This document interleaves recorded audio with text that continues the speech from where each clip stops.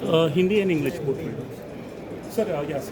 Tell us how this TTF 2026 have evolved over the years, and what is the key highlights of today's expo, Yes. and how is it going to be different from the earliest edition? So, from a very high level, TTF, this travel and tourism fair, these are very important events in terms of marketing of travel. All over the world, we have these big shows like there is one in London, there is one in Berlin, Germany, where the travel trade converges for 2-3 days to buy and sell and interact with each other. We are we pioneered this concept in India 35 years back in '89, and we are the leading travel trade show organizers with this TTF regional circuit all over India. So we do it in 6 cities every year, and our grand finale is OTM, which is the international version focused on outbound travel, and where 50 countries also participate there.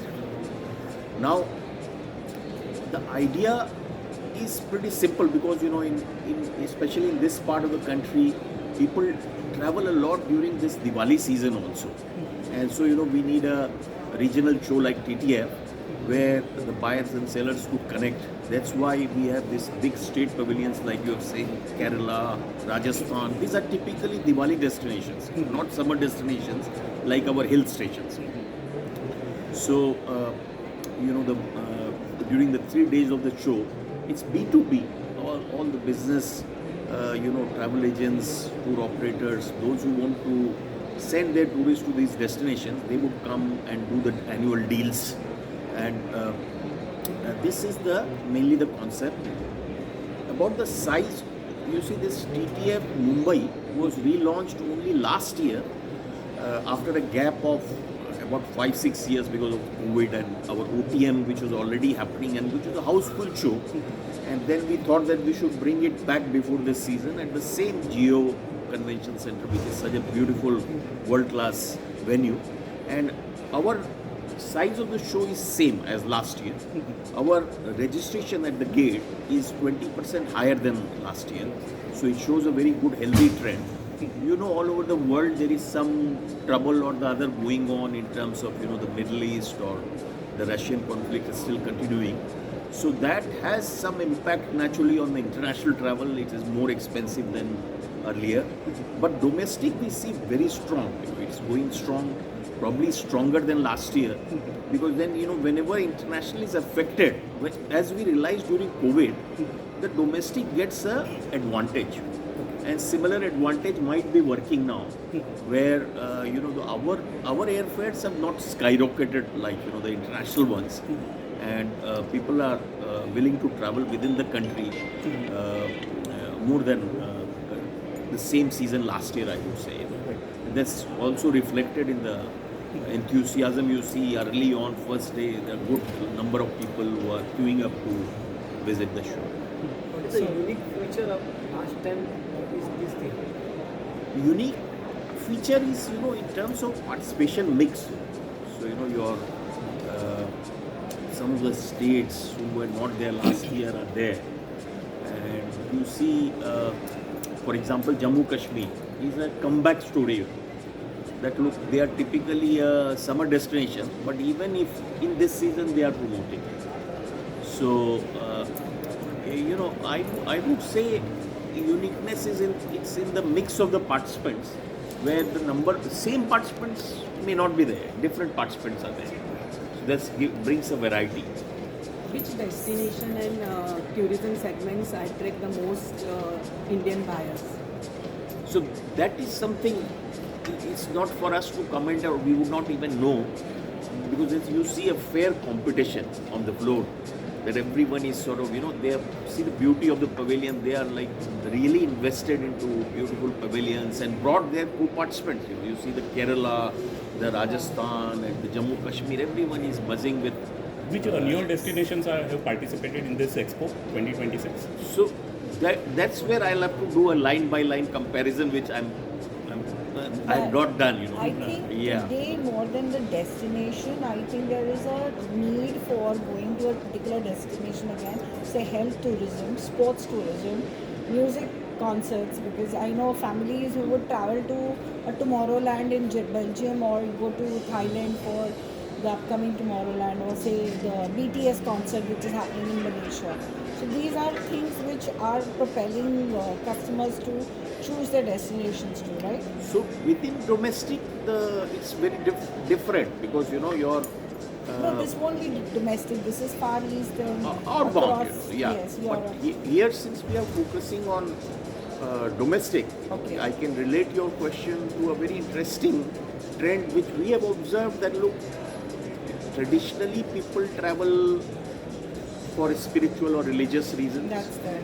And then your climatic, like you want to go to hill station in summers, You do and now youngsters are into adventure. adventure. And there is a very interesting blend, like some of our religious or spiritual destinations also cater to adventure. Rishikesh. So generally people travel in families, Yeah. and youngsters are busy in their this kind of adventure, and the parents are busy in darshans, etc.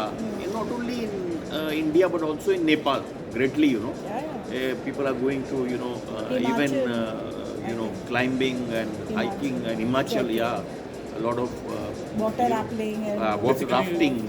Basically, the destination is for all age groups. All age groups, and the youngsters also don't mind going to the temples and matha tek ke wahan par wo bhi sab, it's a very interesting transformation we have seen, in So, like this, we talked about the grand finale. So, for the different pavilions who are representing different destinations, will there be any award function or any something? Yes, on the third day, yeah, I would invite all of you Motivate to also cover that. We have dozens of awards being What given are the away on the last day. categories generally? Categories generally are, the most exotic destination, most affordable destination, best print promotion material, best pavilion, best decorated, and different categories. So we would generally recognize something very exclusive which is commanding a very high price, and something very affordable. what are the number of participants that you have? in This one? year we have about 500 total, Domestic. participating companies. Okay, so there are a mix of tourism boards and Private operators, participants, yeah. operators. So in tourism boards you would see it is humming with those co-participants. Small, yeah. So the concept is that look, the state tourism board provides the umbrella, Correct. and these people provide the actual products. They're the Mostly ground. hoteliers, but some travel agents also who are catering to that state.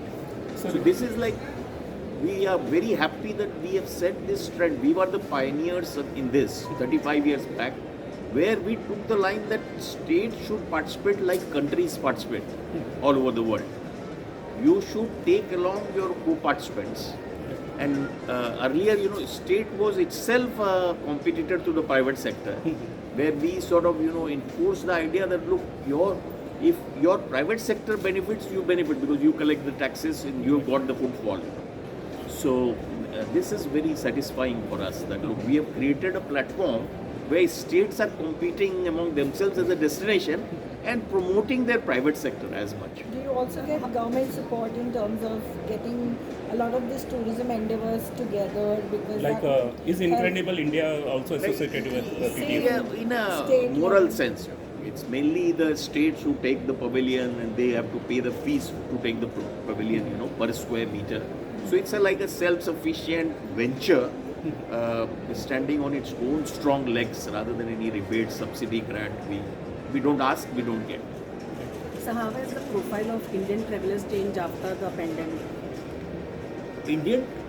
During the pandemic, actually, without sounding a cliche, like Indian tourists discovered India has such luxurious, all kind of propositions, and Indian industry also discovered the power of purchasing power of Indian tourism.